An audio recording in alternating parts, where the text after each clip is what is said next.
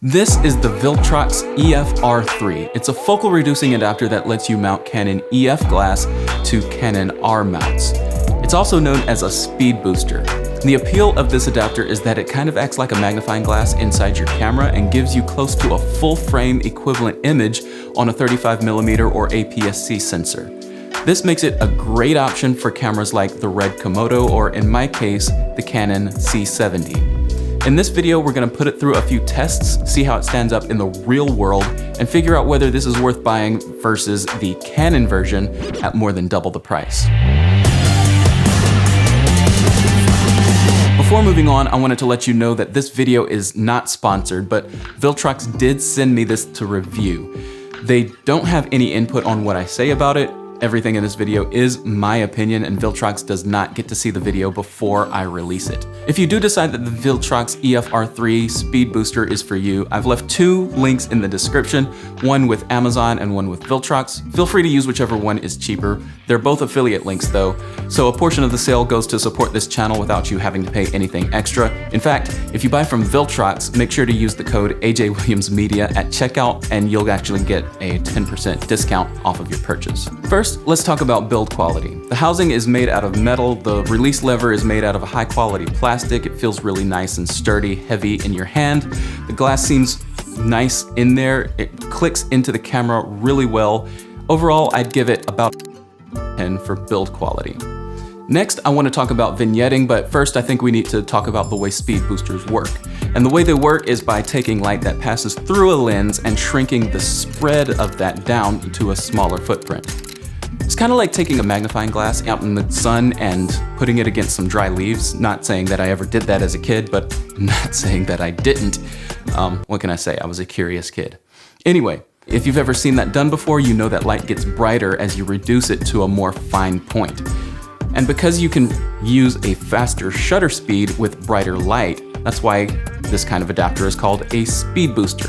The Viltrox EF-R3 increases the amount of light that the sensor sees by a factor of about 1 full stop. But anytime you introduce glass, there are issues that can arise, like vignetting and reducing sharpness. Let's test vignetting first. I set up my white paper background and made sure to light it as evenly as I could. We'll start with a baseline of light just coming into the camera, no lens. The only thing between the sensor and the open air is 8 stops of neutral density, which looks like this.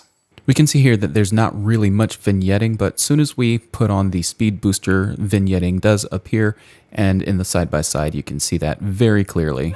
Now moving on to the 50mm at f1.4 without the Viltrox speed booster. For complete transparency, there is a non-speed booster adapter, but the Canon non-speed boosting adapter doesn't have glass in between it, so it shouldn't be affecting the image at all.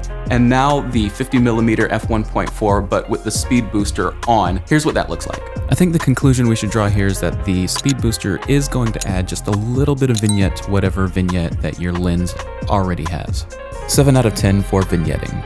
Now we're going to test the color cast, and I went way too deep into my engineering background to explain in this video, but in short, I took off the color adjustment so that I wouldn't get a false result.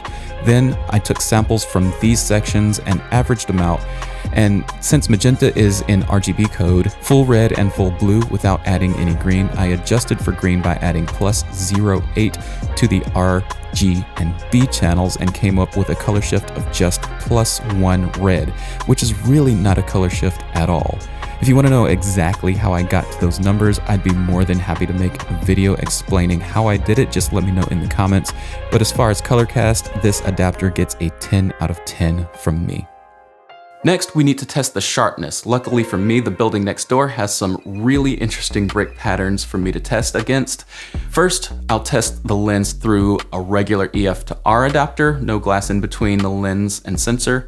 Now we'll switch to the speed booster, and the most noticeable difference is the obvious wider image.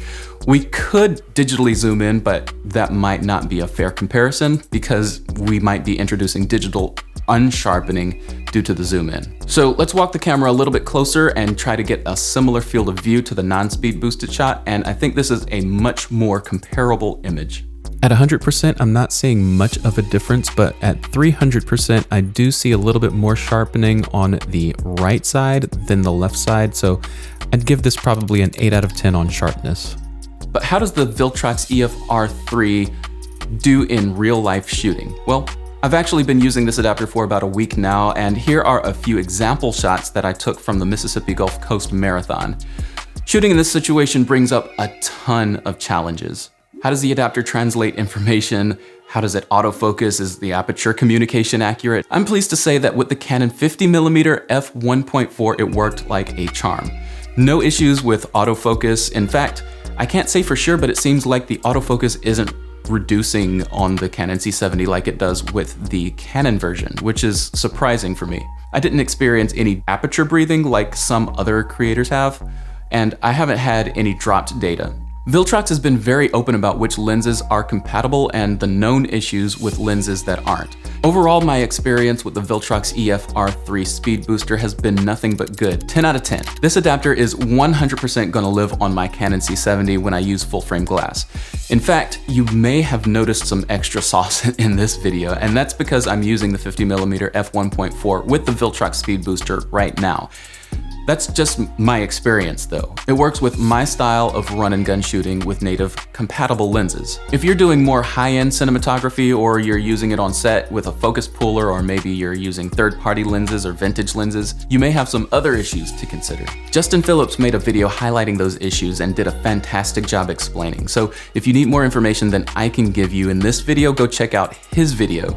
In short, the Viltrox adapter doesn't lock the lens in place, making it possible for the lens to move when you put torsion or twisting pressure on it.